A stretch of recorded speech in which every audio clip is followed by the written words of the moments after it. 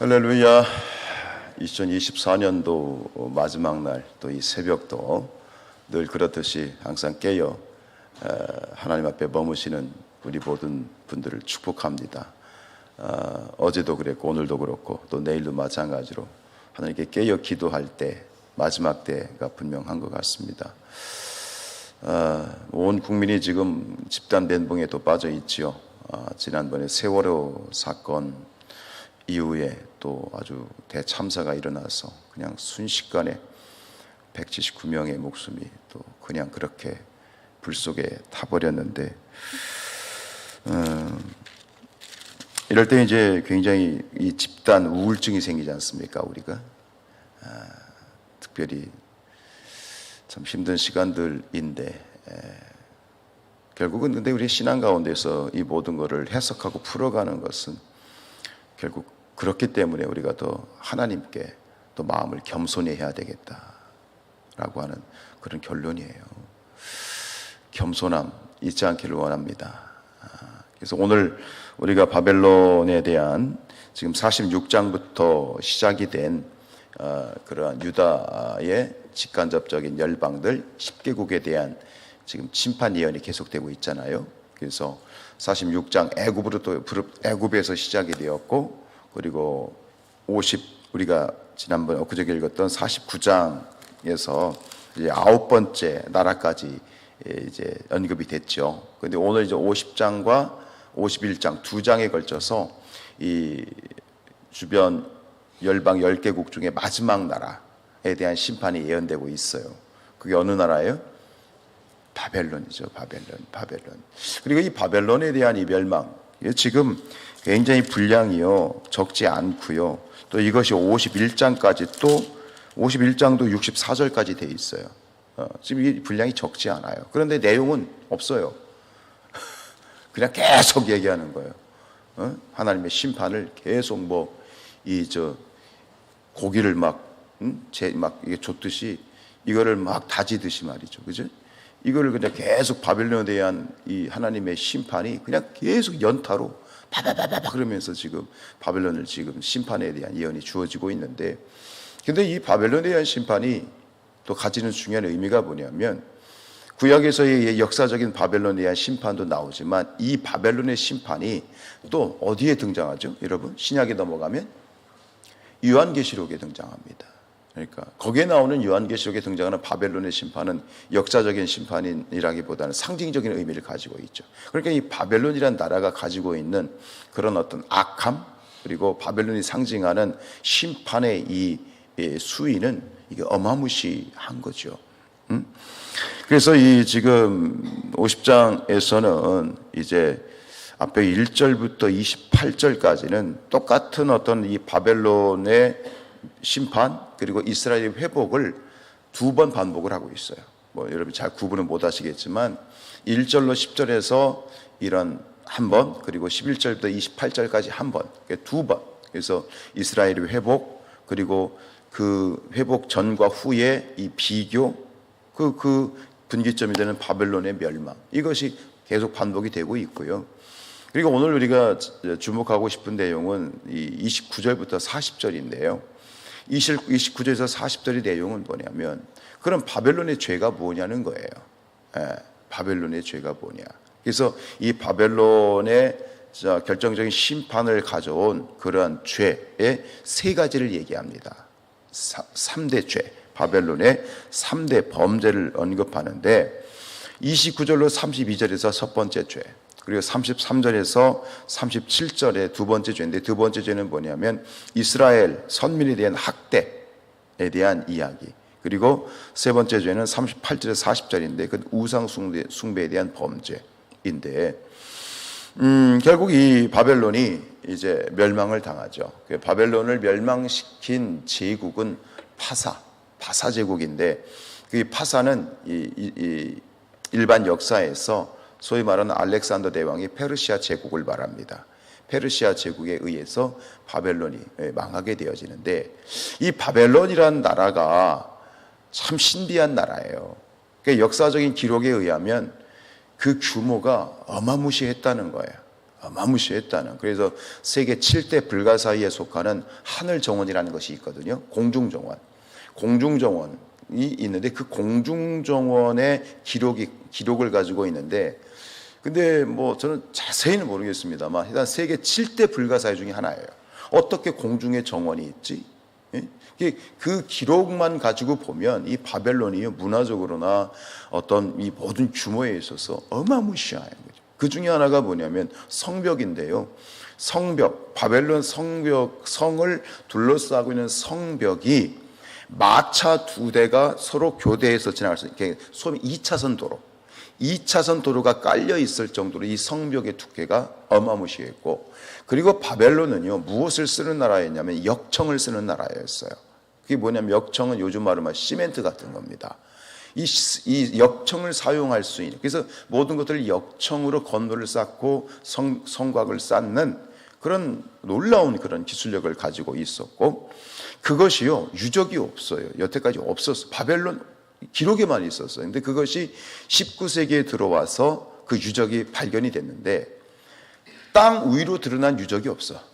바벨론이란 나라가 땅 위에 이 유적이 없어요. 다 땅 아래에 묻혀버렸어요. 땅 속에 몰려 있어. 땅 속에. 그래서 독일 사람들이 말해요. 그 기록을 가지고 도대체 바벨론이라는 나라가 있었냐 말이야. 그래가지고 찾아봤다는 거 아니에요. 그리고 겨우 바벨론의 유적의 파편을 발견한 겁니다. 그 파편이라는 게 뭐냐면 그 문이 있는데 멋져요. 정말 요즘 말하면 타일, 그 파란색 타일로 이렇게 장식이 된 그런 문인데요. 그 문을 이제 독일 사람들이 가져갔죠. 자기 나라로 가져갔는데 다 떼가지고 가져가서 다시 세워놨는데 그 문 하나만 봐도 이 규모가 장난이 아니야. 근데 지금 아무것도 없어요. 다 땅속에 묻혀 있어. 땅을 파고 해야 근데 그게 이란인가? 그쪽에 있어서 적극적으로 개발이 되지 않는데, 그 정도로 어마어마한 그런 바벨론 제국이 지금은 땅속에 완전히 묻혀가지고 그 나라의 흔적을 찾을 수 없을 그런, 그 정도로 나라가 폐하가 되고 아주 그냥 완전히 파멸이 되어버렸죠. 이게 바벨론에 대한 심판이죠. 그것이 이제 성취가 되어졌는데, 근데 이 세 가지 바벨론이 하나님 앞에서 이 바벨론의 죄악 앞에서 이제 우리가 얘기했던 것처럼 앞에 있는 애굽부터 시작해가지고 모압, 에돔, 암몬 쭉 나오잖아요. 이게 바벨론은 앞에 있었던 9개 나라를 심판하는 채찍으로 사용하였죠. 그죠? 그만큼 강력했던 나라이기 때문에. 그런데 마지막은 결국은 바벨론도 하나님의 섭리 가운데 결국 왜요? 그들이 그냥 하나님의 바벨론을 사용하시는 것이 아니라 바벨론이 결국 하나님 앞에 어마무시한 죄가 있었던 거예요. 그 죄악 가운데 첫 번째 죄가 뭐냐? 오늘 그것에 집중하고 싶어요. 우상 숭배도 있었고 여러 가지 죄가 있었지만 세 가지 중에 가장 먼저 나오는 죄, 그게 가장 심각한 죄, 그게 무슨 죄였을까? 그게 29절로 32절에 나오죠. 그게 무슨 죄일까요, 여러분? 그게 바로 교만이에요, 교만. 자, 32절에 보면, 32절 읽어볼까요? 교만한 자가 걸려 넘어지겠고 그를 일으킬 자가 없을 것이며 내가 그의 성읍들에 불을 지르리니 그의 주위에 있는 것은 다 삼키리라. 앞에서도 한번 언급을 드렸습니다만 개인이든 국가이든 어떤 누구든 그 심판을 받는 하나님의 멸망의 대상이 되는 첫 번째 이유는 뭐다? 교만이었습니다. 인간 한 개인도 마찬가지예요. 교만. 앞에서 제가 지금 제주항공 사건에 대해서 이렇게 다시 언급을 드렸습니다만 그런 이야기를 입에 담으면 삶이 더 우울해지잖아요. 그런데 결국 그런 모든 사건들 앞에서 어떻게 순식간에 말이죠. 우리가 똑똑히 봤잖아요. 다 이게 사진이 다 있잖아요. 순식간에 180명 정도가 죽어요. 이게 말이죠. 무슨 영화에나 있을 법한 일이 현실이거든요. 근데 이런 현실들 앞에서 우리는 정말 깨어서 하나님 앞에 고백해야 될 건 뭐냐면 겸손이에요. 겸손. 하나님 앞에 겸손해야 되는데 결국 그 반대로 뭐냐? 교만이라고 하는 거. 우리 안에 끊임없이 도설하고 있는 교만을 하나님이 가장 먼저 지적하고 있고 결국 이것에 대해서 하나님께서는 굉장히 하나님께서는 강하게 이걸 다스리신다라고 하는 것이지요. 결국 하나님께서 직접 이러한 죄를 다스리겠다고 말씀하셨어요. 31절 한번 읽어볼까요? 주 만군의 여호와의 말씀이니라. 교만한 자여 보라, 내가 너를 대적하나니 너의 날 곧 내가 너를 벌할 때가 이르렀습니다. 하나님께서 이 교만을 당신이 직접 다스리시겠다라고 말씀하세요. 여러분, 하나님이 직접 다스리시면 모든 일들 가운데 하나님이 일어나시면 게임 끝입니다. 아무리 힘들고 어렵고 정말 죽을 것 같아도, 당장 내가 죽을 것 같아도 하나님이 일어나셔서 나를 도우시면 해결이 되는 것입니다. 할렐루야. 근데 반대도 마찬가지예요. 나를 도우시고 나를 일으켜 주시고 나를 안전하게 하시는 하나님의 그런 보호하심도 하나님이 직접 행하시면 게임 끝인 것처럼, 근데 반대도 마찬가지예요.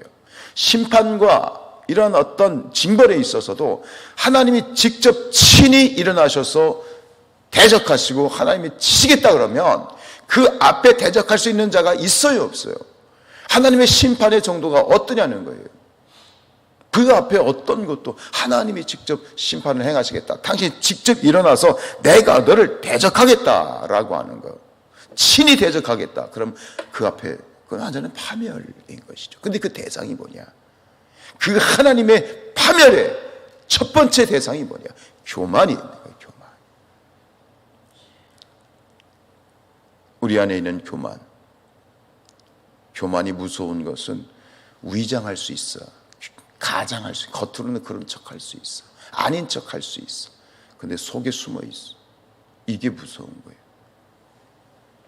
여러분, 우리가 이 사실에 대해서 끊임없이 들어오지만, 끊임없이 우리가 말씀을 통해서 듣지만 여전히 내 안에 교만이 도사리고 있음에 우리가 깨어있기를 원합니다.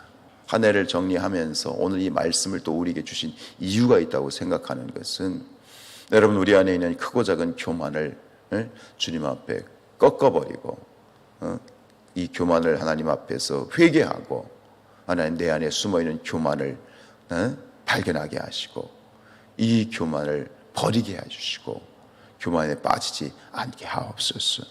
하나님, 나에게 겸손한 마음을 주시고 그것이 겸손한 척하는 것이 아니라 진실로 하나님 앞에, 그리고 사람들 앞에도 마찬가지, 사람과 하나님 앞에 나를 높이는 자가 되지 않게 하시고 사람과 하나님 앞에 끊임없이 나를 낮추고 나보다 남을 낮게 여기고 하나님 앞에 겸손하고 또 겸손하고 또 겸손해야만 하나님의 은혜를 누릴 수 있음에 대하여 우리가 겸허하게 하나님 앞에 기도하고 또 그렇게 깨어 있었으면 좋겠습니다.